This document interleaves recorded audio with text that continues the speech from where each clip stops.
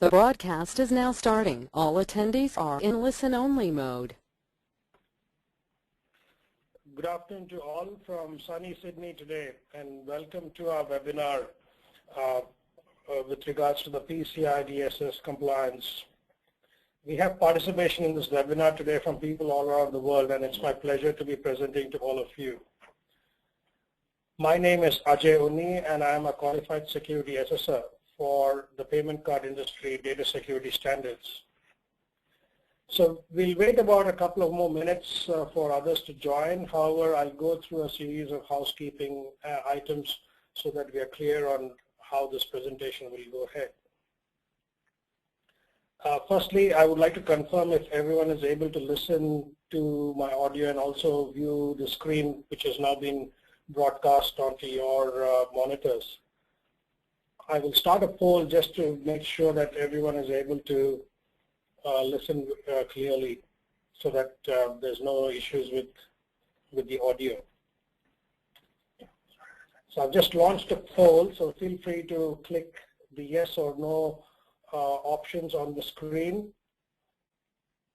If it is no, then what I would recommend is if you're using voice over IP, instead of that, you could actually dial into the conference bridge, which is normally much more clearer in terms of the audio. Sometimes because of the internet speeds, the audio on the VoIP may be much slower. You can also use the chat box. So I've just sent a message to all attendees, so you can see on the GoToMeeting control panel, there is a chat section where you can actually ask a question to myself or any of the other organizers in the meeting, and we'll be happy to clarify any questions you may have through the presentation or even before the presentation kicks off.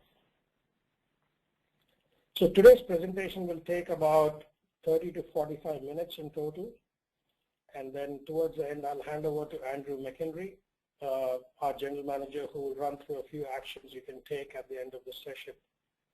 So essentially at the end of the session, you will have the option to register with us for further discussions on the subject and explore more into the world of PCI.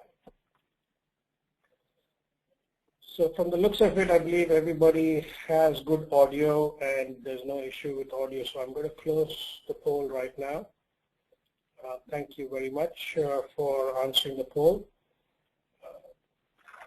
So we'll start the presentation now. We've got most of the participants joined, so thank you again, once again. And the title of today's session is your business next in line to be hacked by cyber criminals?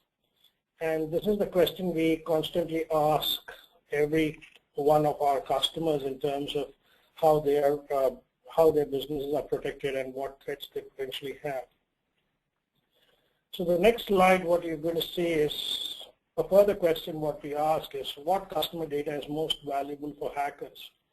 So we hear about cyber crimes and different types of crimes happening in the cyber world.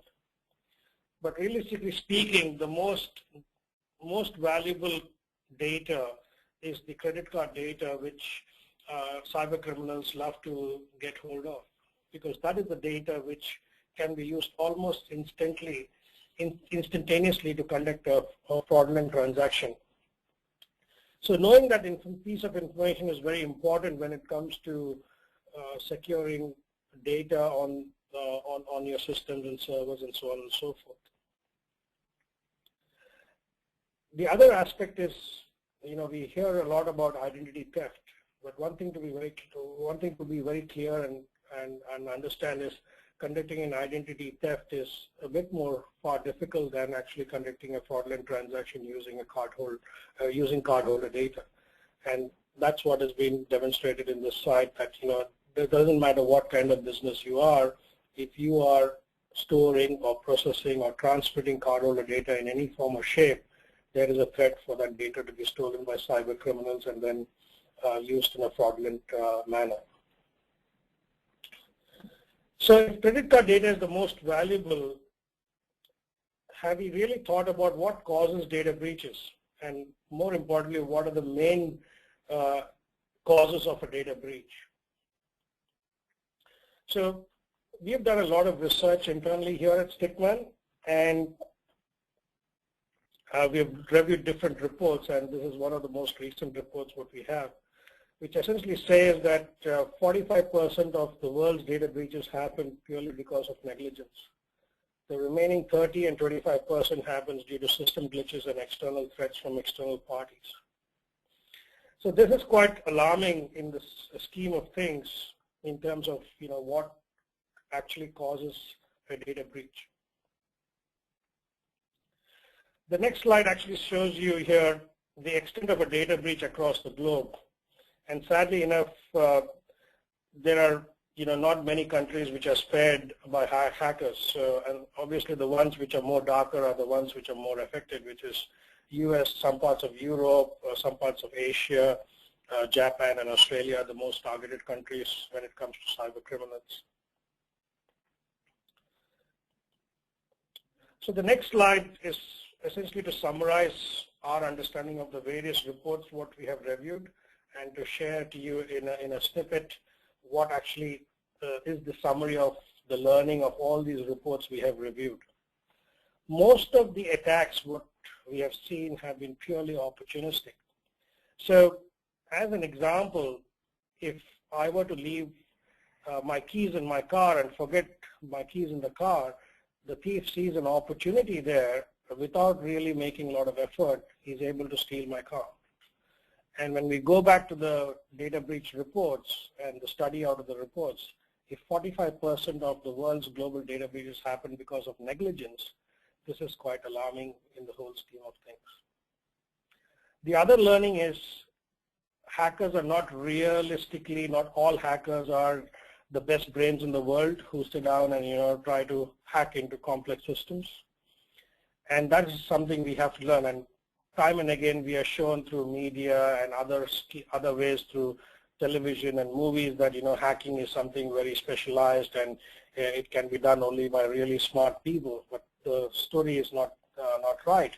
The actual story is most of these hackers who get hold of data are purely sniffing around for information, and they find a hole in the network and they get in and get out with the data. It's as simple as that. The other finding from all the breach reports is that most of the data is coming out of servers, not laptops and desktops. So that increases the concern too from a data breach standpoint. And the other aspect of the summary is most of the breaches happen, once they happen, are not even identified by the actual victim. It is actually identified by some third party who is in the process of that whole transaction chain, who actually identifies that there was a breach and then addresses the issue with the actual victim. Until date, there's not been a proven situation where an organization was in full compliance with any security policy or PCI DSS compliance, to be more specific, and that had a breach after being fully compliant. So there are certain myths which we'll go through in the rest of this presentation, but there is a myth that, we heard of this payment processor who was breached and they had claimed to be PCI compliant. Yes, but PCI certification is a point-in-time certification. But what we need to really learn out of these reports is that while at the time the breach happened, they were in breach of compliance also, which essentially caused the breach. So PCI is not a one point in time kind of a situation that I am secure. It's an ongoing process. And it's as simple as, like when I leave my house and go out, I time and again forget to put the security alarm on, and my wife really gets upset about it. And if I didn't put the monitoring system on, it's essentially I'm being negligent and I'm posing a risk for a theft to happen in my house. So same example, you can have the best kind of tools and systems in place, but if you're not actually switching them on and monitoring them and having it in place and in compliance all the time, there's a potential for a breach.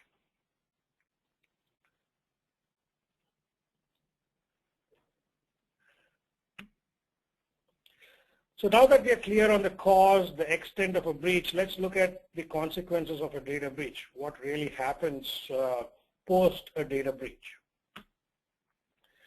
So the consequence, basically, we have converted it into dollar terms so that we are absolutely clear what it actually boils down to, number of dollars.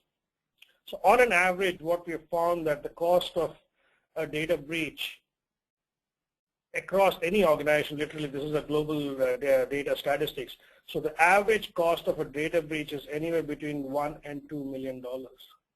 How this is calculated is based on the fact that if you lose one record or one account information, it would cost you anywhere between $200 and $400 on an average.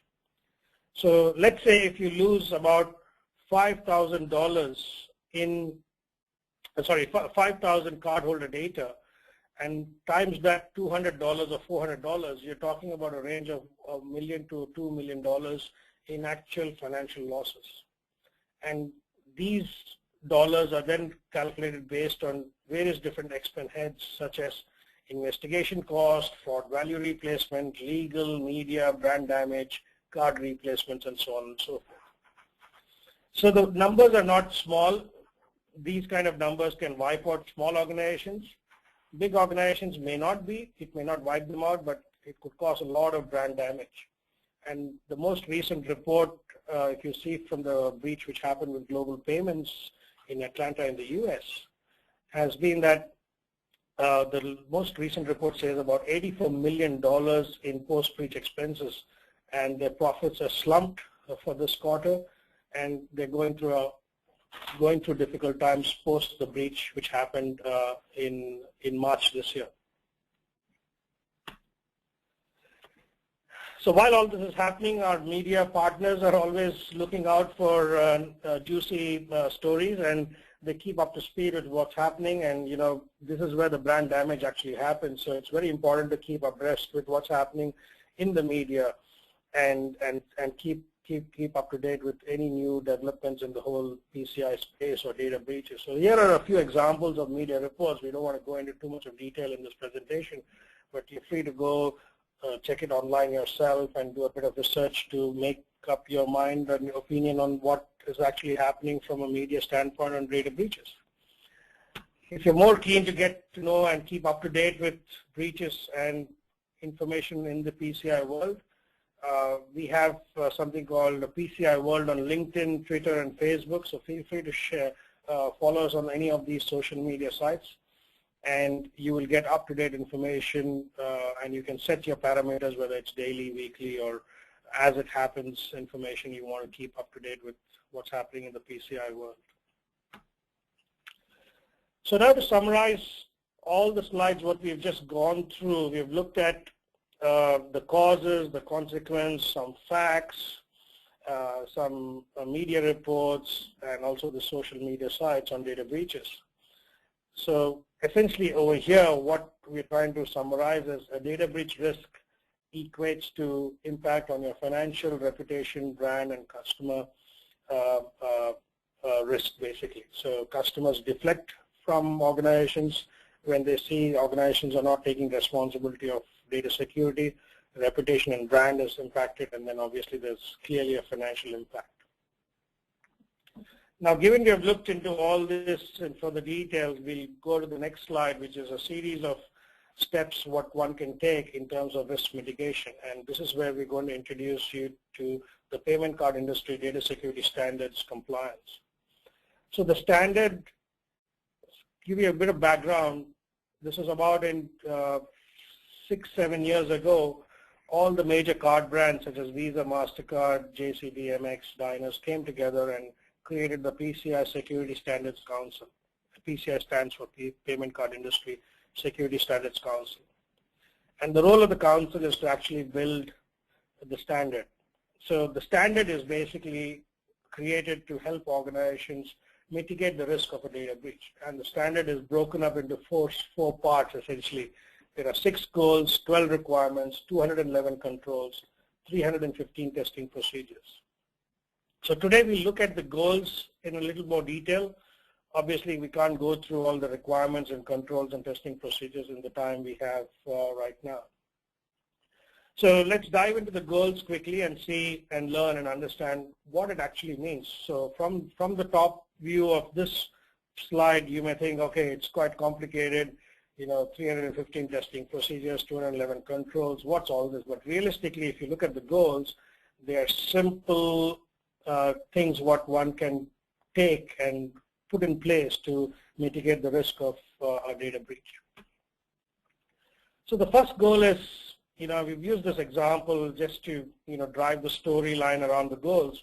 So build and maintain a secure network. So assume that this is your cardholder data network, or this is where you store your cardholder data. So the first goal essentially says build and maintain a secure network so that you safeguard your cardholder data within the area you store the data. And in this example, we use an analogy that would you store cash in multiple different locations within your home or office or your retail store or any other business? Always where there is cash, there is a designated point in any organization where cash is actually stored. So similarly, you need to know where cardholder data actually exists and then build and maintain a secure network around that cardholder data. The second goal is to then protect that cardholder data. So, if you have a network around and if you know where the cardholder data actually resides within your network, that's where you go inside that particular data and then actually protect the data. And a few examples of protecting cardholder data is, do encryption, tokenization. There are various different technologies available to actually protect the data at rest or in transit. So that is the second goal, basically. The third goal is to maintain a vulnerability management program, which is basically to continuously check and measure whether your network, your storage systems, are they vulnerable to any new kinds of threats. So if you look at this analogy, is there a threat for an aerial bombing, for example, on this castle? Can be an example. Is there a threat of someone breaking through this pillar and getting in, and so on and so forth? So it's basically saying you have a constant vulnerability management program to see what potential threats could be there, and then you take corrective actions in that space. The fourth goal is implement strong access control. So again, using this analogy, letting in people and letting out people where you actually have cardholder data. So it's as simple as, would you give remote access to somebody who you have not verified as a proper employee or a contractor within your organization? Would you just give them access into the cardholder data environment you have built, a secure network? So you need to have the right access control measures, usernames, passwords, unique usernames, unique passwords, and so on and so forth for people to enter and exit the cardholder data or network where you're actually storing a cardholder data. The fifth goal is to regularly monitor and test your network. So this is going beyond just a simple vulnerability management. You go to the next level. So once you do a vulnerability assessment of your network and your storage locations, you try and see whether you can actually penetrate into that network and do it yourself, either using external parties or internal parties, to have a thorough assurance that nobody is able to break into that network and steal the cardholder data. So you have to have regular testing programs. And as far as PCI goes, there's a quarterly and a yearly requirement for conducting these tests and measuring whether your network is breakable or not. And the last and final goal is basically, when you enter and exit a building or any business for that matter, we have policies and procedures what we have in place in general. So from a security standpoint, you need to maintain clear policies and procedures on how you will handle different situations, different exceptions, and how best you can protect your network, and train all your internal and external parties and stakeholders who work with you in your cardholder data network on what policies and procedures you'll follow to actually maintain and track and maintain your security of your cardholder environment. So that basically concludes the 6 goals in detail to some extent. Obviously, we can go into further detail and understand what the 12 requirements are associated with each of these 6 goals. But we'll do that at a later date. Feel free to write to me or Andrew, and we'll be happy to take you through that. So the next set of slides, we're going to talk about a little bit of the landscape of PCI. Who is who in the game. get a little bit more understanding of what a service provider is, and then we will jump into a few other slides which will talk about further strategies on how a real life project experience is. So given now we have a fair understanding of what risk mitigation strategies, who does this really apply to, right? So you have the PCI Security Council right here in the middle of the circle as a representation, and then you have the card brands on top. So this is your Visas, MasterCards, Amex, JCBs, and Diners. They actually take the standard of the PCI Council, and then they mandate the standard with the acquiring banks and the issuing banks. So with an acquiring bank is a bank which acquires a merchant. A merchant is someone who actually accepts card payments from its customers. That's the simplest example you can think of. An issuing bank is someone who issues cards to individuals like me and yourself, the cards which we use to actually make a purchase from a merchant. And there's this one entity here sitting, I call it silently, which is called the service provider, which is a huge market in its own space. And there are multitudes of service providers what one needs to learn and understand and know about when you're dealing with PCI. Because we'll go into a little bit of myths and understanding, there's a myth that, if I were to outsource all my card processing to a service provider, I don't have to be PCI compliant, which is incorrect. So we'll go into that in a bit more detail, but to understand the landscape, again, just to summarize, you've got this PCI standard here, or the council right here in the center. You've got the card brands who mandate the standard to the acquiring banks and the issuing banks. And the acquiring banks then mandate the standard to the service providers and the merchants, and the issuing bank also mandate the standard to the service providers. Luckily, people like you and me are exempt from maintaining PCI compliance because we are actually the users of the card, and it is to protect us ultimately. At the end of the day, the whole standard has been built to protect individuals like you and me, so that if there is a breach of the data at the merchant location, service provider, bank, or issuing location, it's we as the card holders who get impacted. So, we don't have to do anything. We walk into this world expecting that our data is going to be secure, and that's what the council has done, is build the standard to ensure that all people involved in the processing of cardholder data are secure and compliant. This slide gives you a little bit more details on what types of service providers there are in this landscape. So good examples are call centers, third-party processors, hosting providers, data centers, back office services, payment processing, software vendors, data storage entities, and so on and so forth. So the list goes on, and there's a more detailed list we can provide if you're keen to know more. But at a high level, you need to know that everybody in the chain of payment processing needs to be PCI compliant. It's just not the merchant by himself, but all the service providers in the chain need to be and also demonstrate PCI compliance. So now we look at a real life project, and this is partly out of the experiences what I've had in the various different large projects I've run for PCI over the past few years, and also some given from my colleagues who have run projects. So we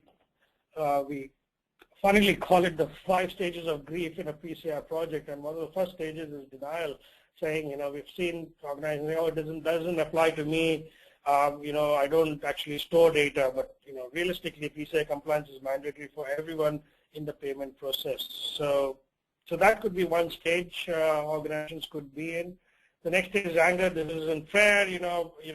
I'm just doing business, selling products. Why should I be compliant to cardholder data? It's like saying, okay, I'm accepting cash, but I'm not really going to safeguard that cash. I'm just going to accept cash, leave it on my desk, and walk away and still sell my products.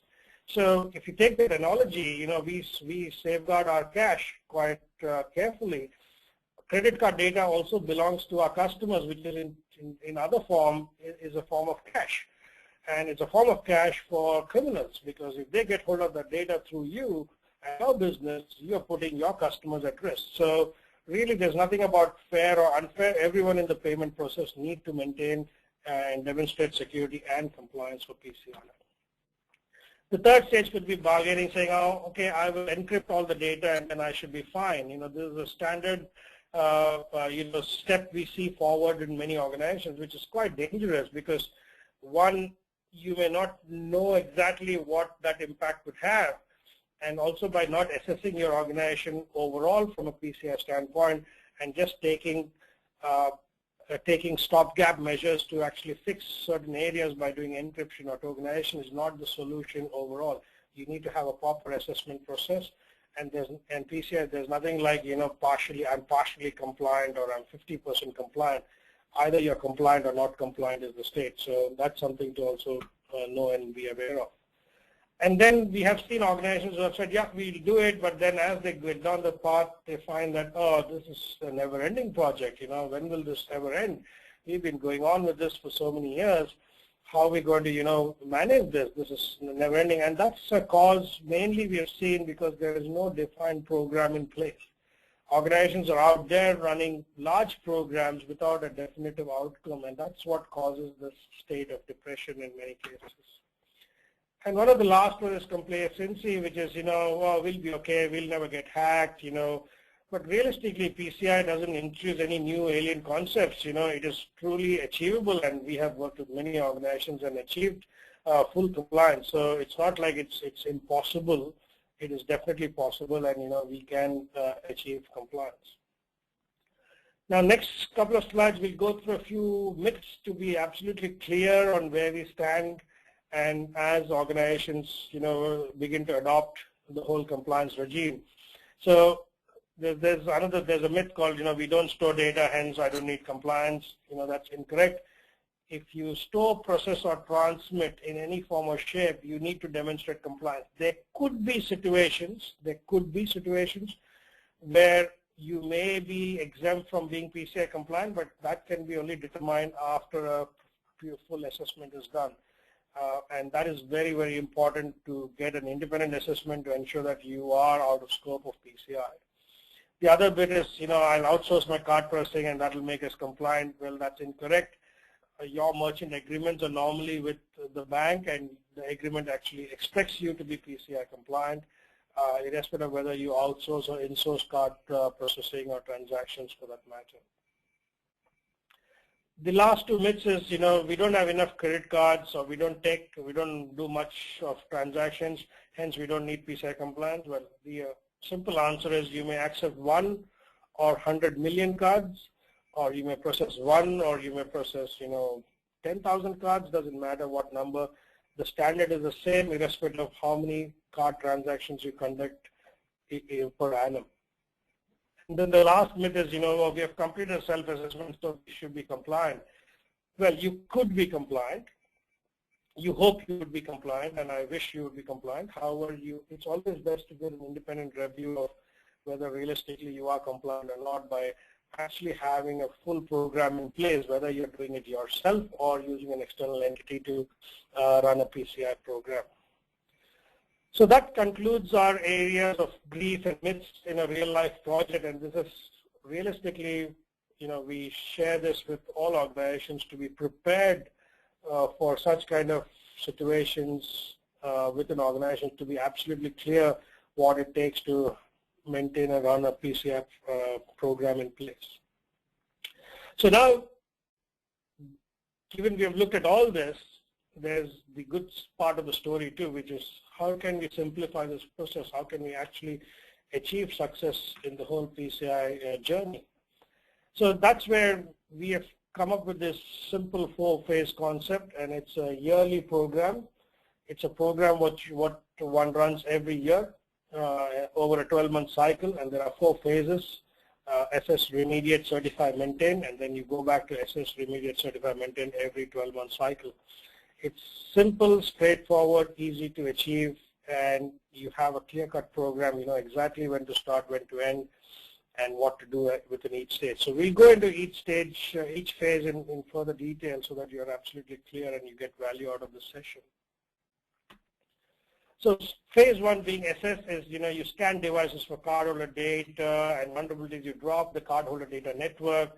You conduct an assessment of PCI to the PCI standards. You identify the gaps and then you come up with a remediation plan. So basically, you are running an assessment which is run every year annually to see have things changed or is it still the same, and whether you're storing cardholder data or by mistake cardholder data has been copied onto a server or whatever is the situation.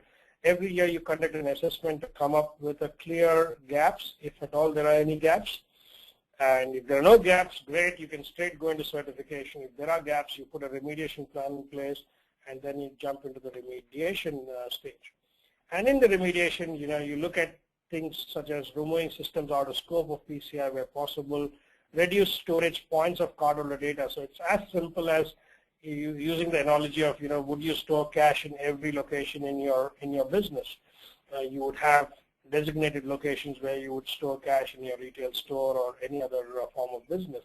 So cardholder data is also to be treated like cash, and it has to be, you have to have minimum storage points so that you know exactly where to go and protect it if it were to have a threat of a data breach.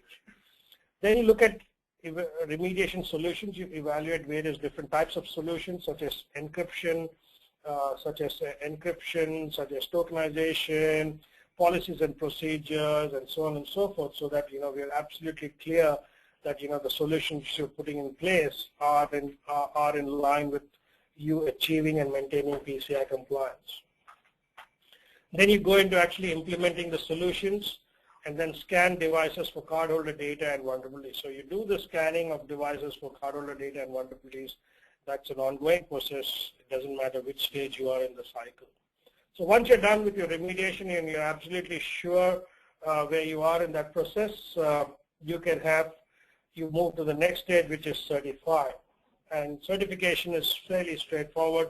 You review all your remediation items and plan for completion, conduct a final assessment of your environment, and then certify for PCI DSS. Now, there are different requirements here depending upon the type of merchant you are and the type of business you are and the number of transactions you do. You may be subject for only a self-assessment or a full assessment by a qualified security assessment company like ours or anyone else for that matter. And during the certification process, you need to know exactly what kind of reports you need to provide, and that's all prescribed by the card brands and the PCI Council, which is all available online. The last stage is basically maintain, which is the most crucial and the most important aspect, because there's this myth saying, oh, once I certify and I get my certificates of compliance, I don't have to worry about compliance for the next 12 months, which is grossly incorrect and very dangerous to actually put in place. So hence, maintain is the phase where you actually have daily log reviews, weekly file integrity monitoring, quarterly vulnerability scanning, 6-monthly firewall router reviews, annual penetration testing, and then you do your reassessment from that 12-month cycle onwards. Again, in the maintain phase, you may have certain challenges. You may add new systems, add new payment channels. So if you're changing things in that space, then you have to be careful, work with your internal teams or your qualified security assessor to ascertain whether you need to do a reassessment or can you wait for your yearly assessment process. But the maintain phase is very crucial to ensure that you don't fall out of compliance, and this is primarily where organizations become complacent, saying, oh, I have achieved compliance, it's a great achievement, and then complacence sets in, and then you may go out of compliance literally a few minutes after your certificate was issued. This slide is specifically, it's not part of the 12-month life cycle, and we hope it will never come into your life cycle, which is actually what to do if you had a data breach. So like any other security system in the world, any other standard, you do everything by the book, you have the best security system in the world. If a hacker has put his mind on getting your data, he will find ways, and it's a constant fight within criminals and businesses to ensure that their data is safe.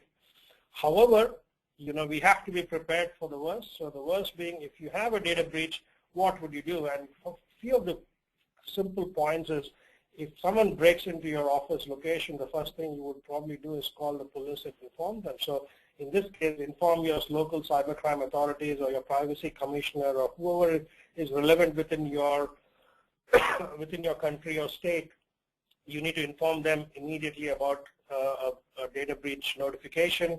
You commence investigations immediately and assess the situation to the finest detail you can and start informing all affected customers and stakeholders regularly. Now, this is the key aspect of the whole post-breach management, which is actually informing and keeping all customers up to date with what's happening and stakeholders. Because the media is out there to completely smash news around data breaches, and that can severely impact your brand and your image. And very recently, LinkedIn had a lot of issues with the way they responded to the data breach. So it's highly recommended that you have regular communication till the entire project. So you have to literally run the post-breach program as a project in itself, and have a start and end date and a completion milestone saying, yeah, we have completed, we have contained the breach, we have informed all the customers, we have looked after all their issues, we have solved all the problems, and here's the final report.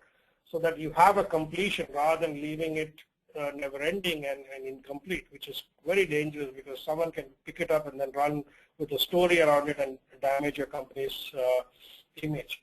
And most importantly, keep the program in place. Immediately have a PCIDSS program in place, put everything intact, review whether you have made any errors in the program itself, if you already had a program, and continue with maintaining your compliance and your data security. So with that, if you still have questions around this and you're looking at more information, there is a PCI support helpline, which is an Australian number +61 1-800-PCI-HELP or 724-435.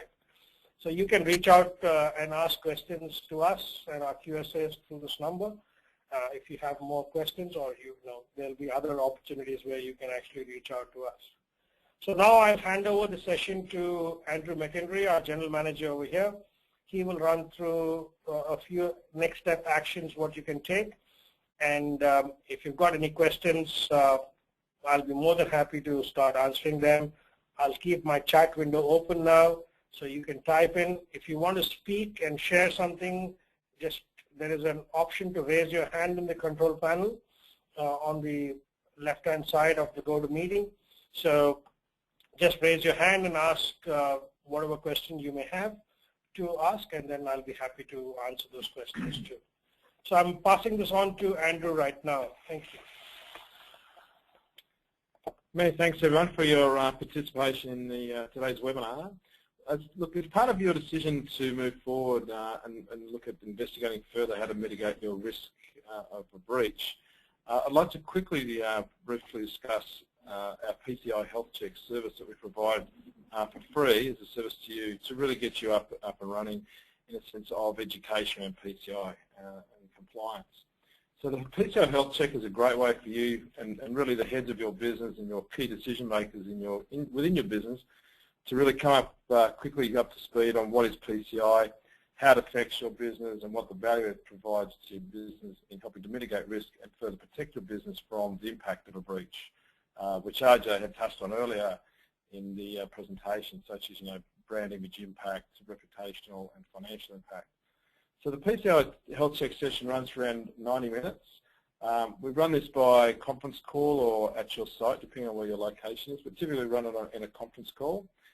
It's a great investment in time, providing you with a really good and a really fantastic opportunity to ask a fully qualified QSA, consultant in a closed workshop session with those many questions you and your team may have around PCI compliance as it relates to your business's internal processes and how it may also affect your clients. So the health check session also allows our QSA to ask you a lot of questions around your credit card and payment data handling. So where they can then provide you with really a lot more further guidance if you want to move forward. So some of the benefits of the actual PCI health check session is that it helps you and your team to quickly understand the world of PCI and what it means to you and your business.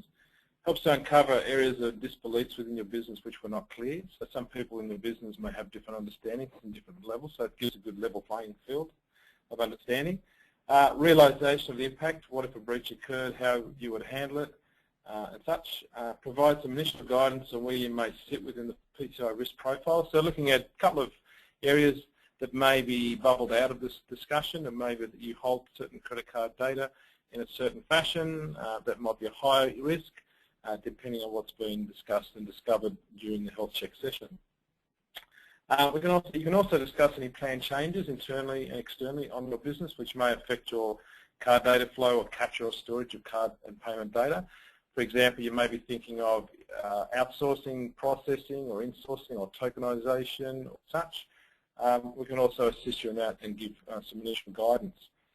So the outcome of the session also, as the next step, it will help us provide you any estimations if you were to undertake a PCI program approach, including the value of PCI compliance to business for an ongoing management point of view. So it really is a great way to get yourself up to speed across the entire PCI compliance landscape, and also allow us to provide you some estimations on what would be to go forward with a full-blown program. So if you'd like to discuss more about a PCI health check service further, you can go to, on screen there will be a voting button. So attendees should be able to see a voting saying yes or no. So if you'd like to partake in that and click on a yes, I will then contact you and then arrange the booking with our QSA for that 90-minute session. There's no obligation to cost, it's just more for your information, and then you can make a very astute decision on how you want to move forward. So if you'd like to vote yes, please go ahead, and it will be great to get in touch with you. So I'll hand you back to RJ while that's still up on the screen, and he can just close out. Thank you very much, everyone. Thank you, Andrew. The other thing what I wanted to share is within the next couple of hours, you'll also receive a full recording of the webinar. So feel free to download the recording. All you'll need is the Windows Media Player on your system to be able to actually view the recording. And you know, as Andrew said, you know, more than happy to answer any questions right now or even after the event. So feel free to, you know, write to us, or, you know, get us to, you know, if you need more information, more than happy to send it across whenever you need. So I'll keep the line open now for questions. The poll is still on, so feel free to answer yes or no. There are a few people I can see who haven't had a chance to actually go out of the poll, so now's your chance. You can just go out of the poll and say yes or no. And also I'll take questions right now, so feel free to use the chat button, or you can raise your hand using the side control panel on GoToMeeting, and I'll be happy to open the audio line and answer any questions you may have.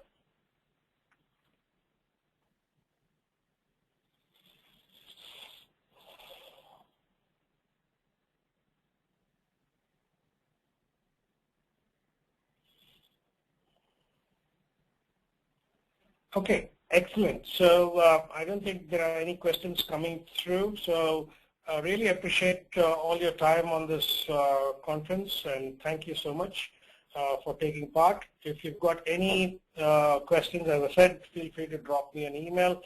Both Andrew and my details are here down below, along with our telephone numbers. So you can reach us anytime you need to know more. So thank you, and have a wonderful day.